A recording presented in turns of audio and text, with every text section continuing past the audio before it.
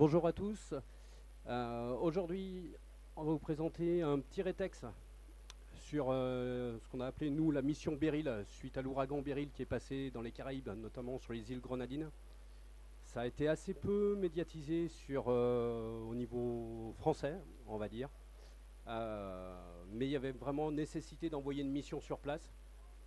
Donc PHF, pour ceux qui ne connaissent pas, Pompiers Humanitaires Français, on a une association, une organisation non gouvernementale qui avons vocation à nous projeter justement dans ce qu'on appelle l'hyper-urgence en soutien aux populations sur ce genre de mission ou sur une autre partie sur du développement durable. Aujourd'hui, l'objectif de ce corner, c'est vraiment de faire un petit rétexte sur cette mission Beryl. Voilà.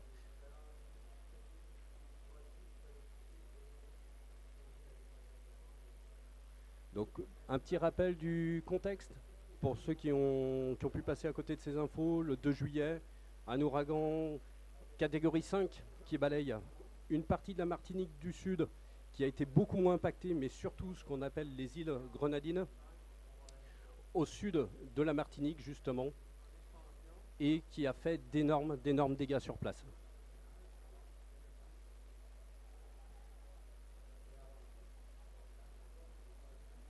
Donc en 48 heures, l'ouragan fait 7 morts, ce qui est finalement, si on peut le dire comme ça, énorme, mais assez peu au vu de la violence de cet ouragan-là. On a eu quand même de la chance qu'il n'y ait pas eu plus de victimes, mais par contre des dégâts considérables sur toutes les infrastructures.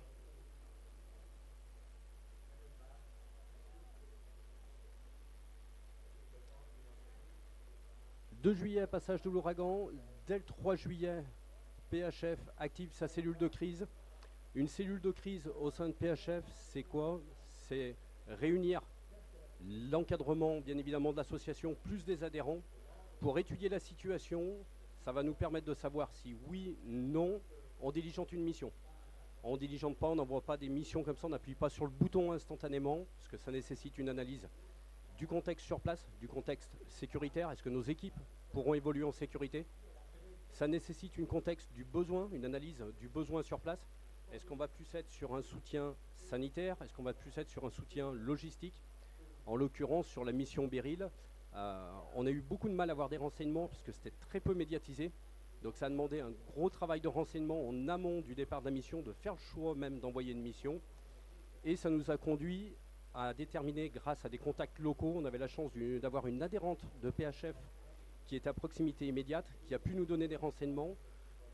Par d'autres biais, on a pu obtenir des renseignements vraiment locaux qui ont pu nous faire remonter l'information que le contexte sanitaire, secours à victimes, était stable, mais par contre qu'effectivement, il n'y avait plus rien, ni vivres, ni habitation, et qu'ils avaient vraiment besoin d'avoir du renfort international rapidement.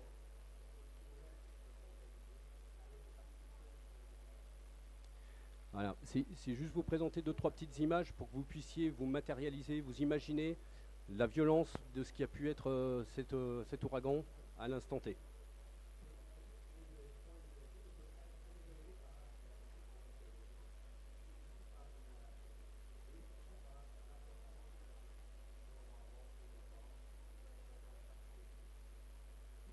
Donc voilà, on voit très clairement la violence de ce que ça a pu amener le cyclone en termes de vent, bien évidemment, mais également en termes derrière de tout ce que ça draine, en termes de coulées de boue, et laissant les habitants sur place dans un état de stupeur complet.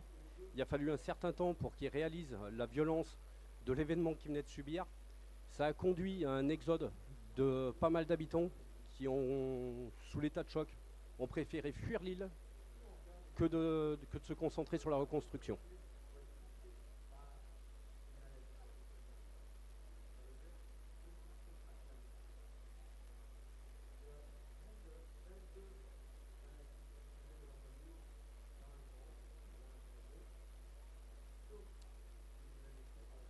Donc comme je vous le disais tout à l'heure, la cellule de crise, le travail de renseignement permet de déterminer 2 axes principaux. Pas de besoin de sanitaire, les personnes qui devaient être évacuées l'ont été. Ce qui peut rester sur place, c'est éventuellement de la bobologie, mais on ne sera pas sur un gros soutien sanitaire. Ça oriente déjà le PHF à se dire, on n'a pas forcément besoin d'envoyer des médecins, on n'a pas forcément besoin d'envoyer nos infirmiers. mais plutôt la partie sauvetage des blaiements, la partie soutien à la population, logistique.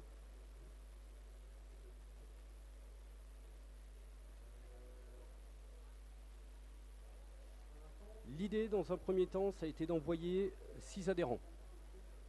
Un chef de mission expérimenté aussi bien sur l'humanitaire, mais qui est également spécialisé en sauvetage des blaiements, puisque l'idée sur place, ça va être de la reconstruction d'abris, de voir si on peut encore utiliser le peu de bâtiments qui restent pour pouvoir créer des abris de fortune pour les sinistrés sur place.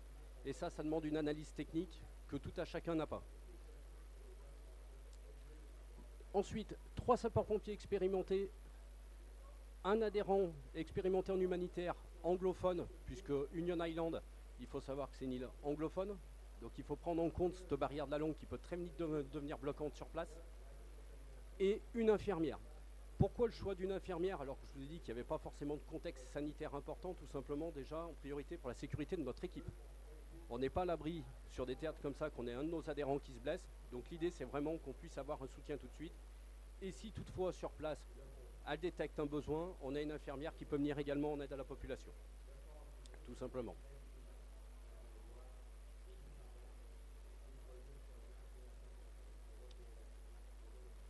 Donc la durée de la mission, c'était 10 jours.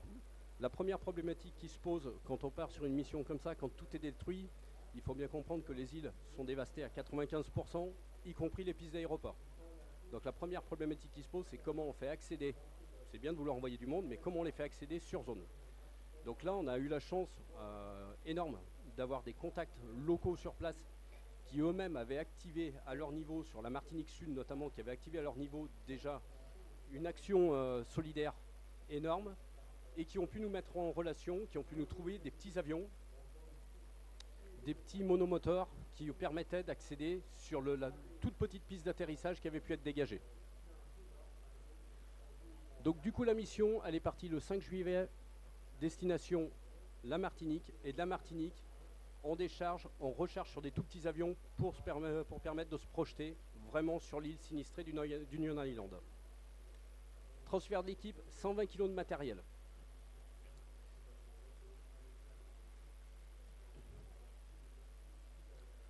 Pour nous, l'idée, comme je vous disais, c'est vraiment de répondre à l'extrême urgence de la situation. On n'a pas le temps d'aller chercher des fonds, on n'a pas le temps de solliciter des mécènes, on n'a pas le temps de tout ça. Donc l'association prend la décision sur ses fonds propres d'envoyer et de financer la mission.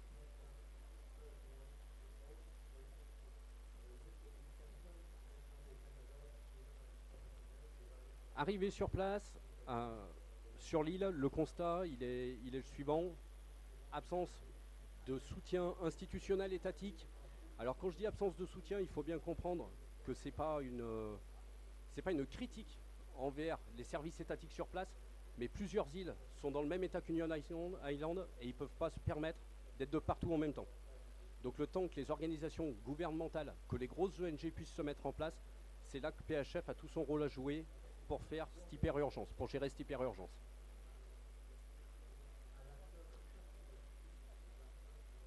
Quand notre équipe arrive sur place, il découvre quelque chose finalement malheureusement de bien pire que ce qu'on avait envisagé. L'île est détruite à 95%, mais quand on parle d'île détruite à 95%, c'est 95% des structures, mais 95% de la végétation.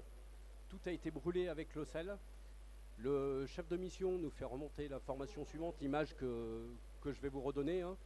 Quand je l'ai eu la première fois, il me dit c'est simple, j'ai l'impression d'être dans un livre d'histoire où on a une bombe nucléaire qui a explosé. Il me dit il n'y a plus rien. Donc, premier objectif pour notre équipe, c'est déjà de trouver de quoi se loger, de quoi trouver un minimum de vivres, puisqu'ils partent avec une autonomie de 24-48 heures, et de l'eau potable. Il faut bien comprendre que sur place, il n'y a plus rien du tout.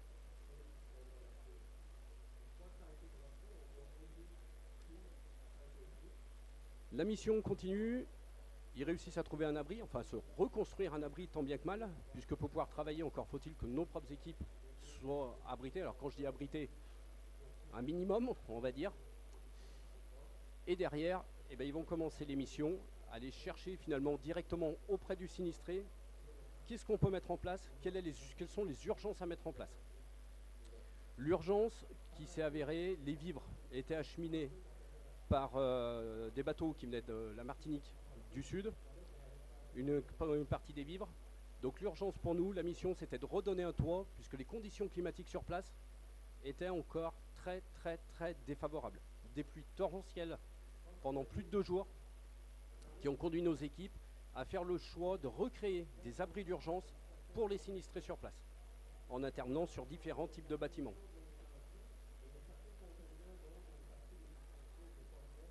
On emmenait du matériel électroportatif dans les 120 kg. Il n'empêche qu'il faut trouver du bois, il faut trouver des planches, il faut trouver des tôles, il faut pouvoir les construire, ces abris.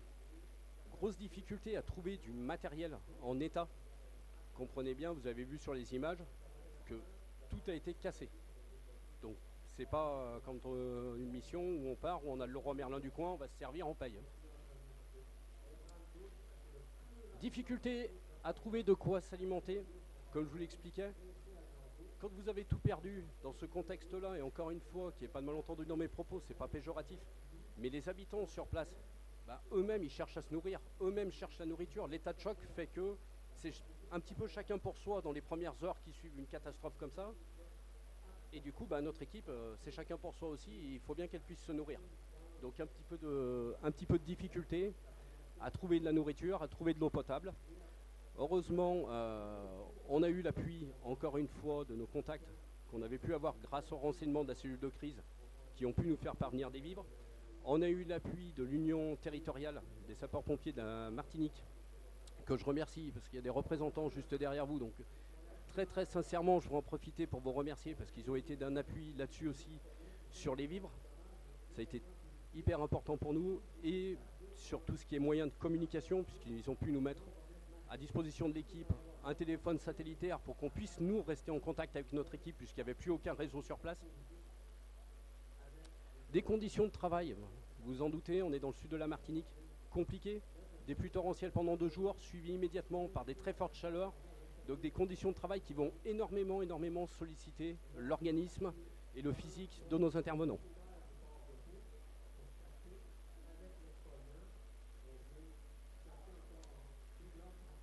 Résultat de la mission très difficile, qui a demandé énormément de résilience de la part de l'équipe qui était sur place, mais au final un résultat qui est très satisfaisant. La première satisfaction, j'allais dire, c'est la reconnaissance des habitants vers nos équipes, des grands moments d'humanité, d'émotion. On a pu reconstituer un bâtiment de police et de secours en mer, une école, un commissariat et un bâtiment à usage qui a permis que derrière il y ait un centre de coordination des plus grosses ONG qui sont arrivées derrière, qui ont pu placer leur centre de coordination pour pouvoir coordonner toute la suite et toute la reconstruction de ces îles derrière.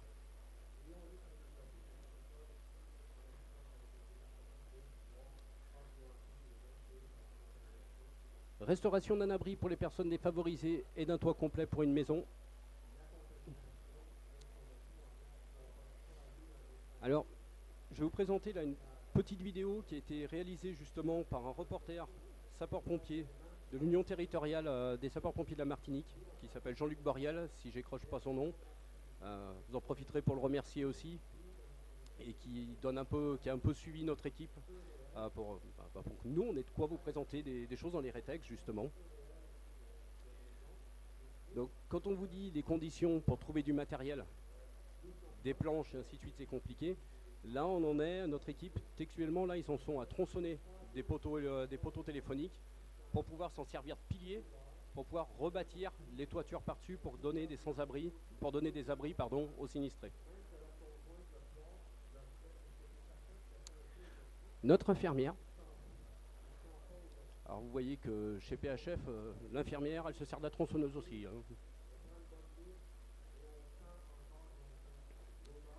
Mais voilà, notre équipe qui malgré les difficultés ont su garder une cohésion très importante, ont su garder toujours cette résilience et cette bonne humeur et cette envie toujours, c'est ce qui les a poussés, ce qui les a motivés tout au long de la mission, cette volonté d'aller vite parce que les conditions encore une fois qui s'annonçaient météorologiques derrière pouvaient recréer et là peut-être plus de victimes. Donc l'idée c'était vraiment de pouvoir mettre en sécurité, de recréer des espaces sécurisés pour les sinistrés sur place.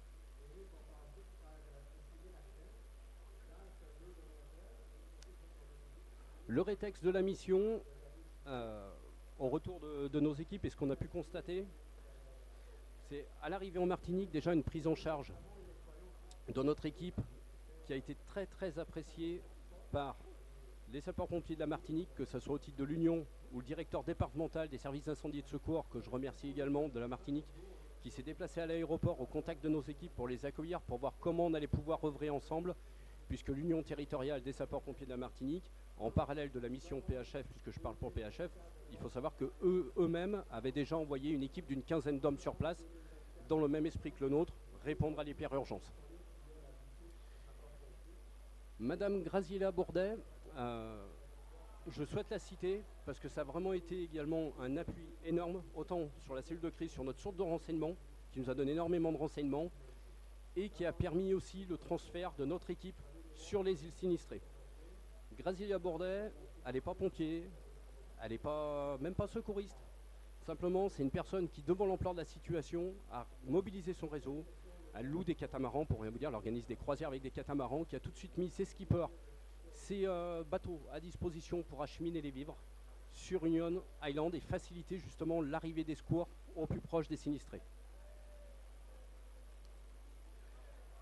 Une collaboration fructueuse, je vous l'ai dit tout à l'heure et je le ressouligne maintenant, avec l'Union départementale des sapeurs-pompiers de la Martinique et les initiatives locales.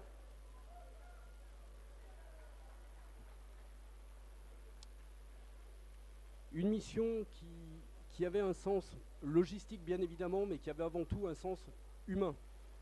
Les sinistrés qui étaient sur place, qui avaient tout perdu, avaient vraiment besoin, pour sortir de la stupeur de ce qu'ils venaient de vivre, d'avoir une aide extérieure qui arrive. C'est vraiment ce qui a été remonté par les habitants, par les contacts locaux. Ça a donné le fait que des pompiers de la Martinique, le fait que le PHF arrive sur zone, ça a donné un élan et ils se sont dit enfin on n'est plus seul, on vient nous aider, l'aide arrive, on va pouvoir se projeter et on va pouvoir repartir.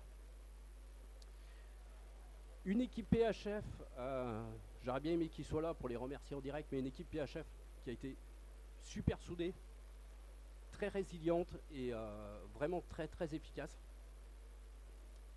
Et des perspectives pour une future collaboration initiée par la Fédération pour les ultramarins au retour de la mission, où on est en train de travailler dessus justement avec Jérôme, notre président, et le président de l'Union départementale des sapeurs-pompiers de la Martinique que vous avez juste derrière vous. L'idée étant d'aller toujours vers plus de réactivité, vers toujours plus d'efficacité, puisqu'on sait que malheureusement ces régions sont à risque cyclonique, et qu'on puisse unir nos forces pour apporter toujours plus d'efficacité auprès des sinistrés si ça se reproduit.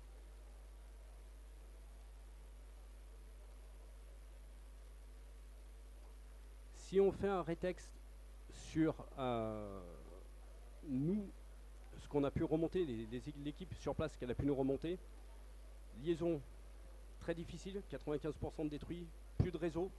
Donc nous, ça nous a amené à envisager des solutions technologiques autres pour qu'on puisse garder un contact avec nos équipes sur place. C'est indispensable quand on projette une équipe, qu'ils aient un appui du siège, qu'ils puissent contacter le siège, ne serait-ce rien que parce que nous, on veut savoir ce qui se passe, ceux qui restent en France veulent savoir ce qui se passe et avoir des nouvelles des collègues, et que eux, s'ils ont une notion d'urgence, ils puissent tout de suite joindre l'encadrement ou un responsable. Ce qu'il faut comprendre, c'est que quand une mission part, la cellule de crise est activée, la mission part, mais ça ne s'arrête pas là. En métropole, on a toujours tout un staff qui va rester, qui va veiller. Il y a un responsable opérationnel qui va rester joignable 24 heures sur 24 pendant toute la mission pour répondre à toute demande. Tout ce qu'ils peuvent avoir besoin sur le terrain, on doit être en mesure de pouvoir leur donner des solutions depuis la métropole. Et puis après, tout ce qui va derrière, des gens comme Rousse, qui va s'occuper de tout, un petit peu plus tout ce qui est logistique, les billets d'avion, comprenez bien que ce n'est pas eux qui vont réserver leurs billets d'avion pour le retour quand ils sont sur place. On ne se rend pas compte de tout ce travail qui est fait en back-office, mais ça représente énormément de mobilisation également. Donc les prochains Les axes d'amélioration qui ont émané du RETEX, ajuster la liste du matériel à emporter en fonction du type de mission. C'est-à-dire que ces missions-là sont amenées à se reproduire. L'idée, c'est de pouvoir travailler sur le matériel type dont on peut avoir besoin à l'avenir, notamment peut-être des choses qui pour vous semblent pas évidentes, mais compliquées de transporter des tronçonneuses, compliquées de transporter des groupes électrogènes dans les avions, puisque ça demande des certificats de dégazage, ça demande pas mal de choses qu'on peut difficilement mettre en œuvre dans l'extrême urgence. Donc l'idée, c'est s'orienter vers plus de matériel, peut-être électroportatif, vers des solutions de communication hors réseau habituel et en passant par du satellite, comme je vous l'ai expliqué tout à l'heure. Préparer des cas spécifiques hébergement pour l'équipe, avec prévoir peut-être un peu plus chargé en ration alimentaire. La contrainte quand on part sur ce genre de mission, c'est toujours de juger le matériel. On pourrait envisager d'emmener plein de choses, sauf qu'on est limité en poids. Derrière ces caisses-là, il faut que l'équipe puisse les acheminer, il faut qu'elle puisse les déplacer. Donc on ajuste en permanence, en fonction de ces RETEX, justement, ce qu'on doit emmener. Et là, une des remarques de l'équipe, c'est de se dire, quand on part sur une île dévastée à 95%, il faut qu'on ait un tout petit peu plus d'autonomie, parce que, bon, on ne va pas le dire, mais ils se sont fait un petit peu peur le deuxième jour sur le ravitaillement. ça a fait le joint, mais ils se sont fait un petit peu peur. Non, mais c'est pas grave, ils étaient tous comme moi, il y avait de la réserve, de toute façon. Non, je plaisante. Mais voilà.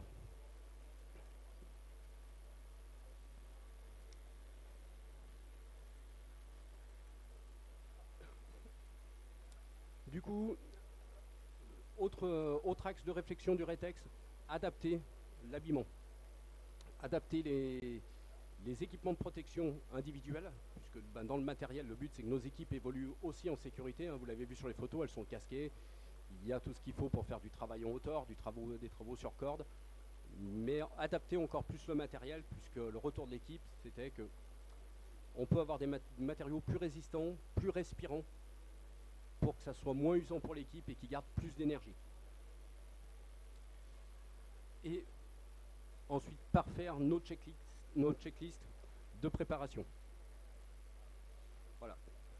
J'espère que ça a été assez clair pour vous. C'est un temps un petit peu limité. On voudrait aller plus loin pour vraiment vous expliquer la situation sur le terrain. Est-ce que vous avez des questions ? Si vous avez la moindre interrogation, on est là pour vous répondre. N'hésitez pas. Merci en tout cas à tous de votre attention.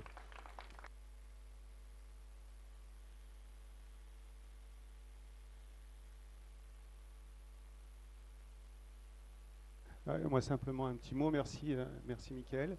Je voudrais vraiment ressouligner et remercier l'action qui a été faite sur place, Président. Je pense que ça serait bien que vous puissiez me rejoindre, parce que de cette action est née une initiative d'une convention. On y travaille actuellement, une petite réunion sera organisée tout à l'heure. L'idée, c'est pouvoir collaborer avec les territoires ultramarins qui ont été très réactifs. Et puis peut-être, c'est aussi un rôle de la fédération que je représente comme vous, Président, en tant que coordinateur des ONG de sapeurs-pompiers pour la France, et de pouvoir dire qu'on peut aller plus loin et qu'à travers le tissu fédéral, la représentation fédérale sur le territoire, il est possible aussi de faire des actions encore plus concrètes que celles du quotidien en tant que sapeur-pompier, mais aussi d'approcher le volet du secours humanitaire. Donc je voudrais préciser que c'est à votre initiative cette convention, c'est très important, et encore une fois qu'on se projette déjà sur l'avenir, et là on rencontre la Réunion, Mayotte, on a rencontré la Guyane, et que l'idée c'est de collaborer sur des réponses en collaboration avec les ultramarins pour un soutien aux populations, pas forcément dans les missions sapeurs-pompiers, mais dans tout ce qui constitue les missions dédiées aux associations agréées de sécurité civile et dans ce soutien humain que l'on peut faire en marge des missions de sapeurs-pompiers. Donc merci encore, et puis je pense qu'on est parti pour durer. Ouais.